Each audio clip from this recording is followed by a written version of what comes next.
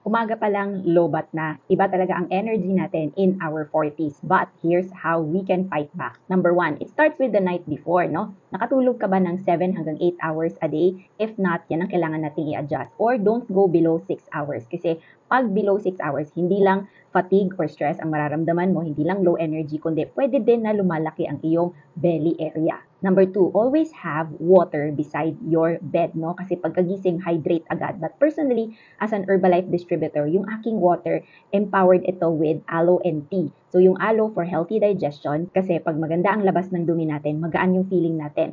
And meron itong fat burner tea kasi energy boosting ko din siya sa umaga. And I never skip breakfast, no? I always prioritize breaking yung fast from the time na natulog tayo. Kaya ang umagahan is called breakfast. And I prioritize yung high nutrition, high fiber, and plant protein na breakfast over mamantika or skipping breakfast. Kasi pagka well-nourished ka sa umaga, throughout the day, hindi lang tayo mas may energy, mas less din ang cravings. And of course, if you can start your day with movement, mas may energy ka rin throughout the day. Simple na stretching o kaya walking or brisk walking, no? Or basta galaw-galaw sa umaga will also provide you energy throughout the day. Are you looking for a wellness coach that will guide you how to properly manage your weight na hindi nagsasuffer ang iyong energy? DM me for free consultation.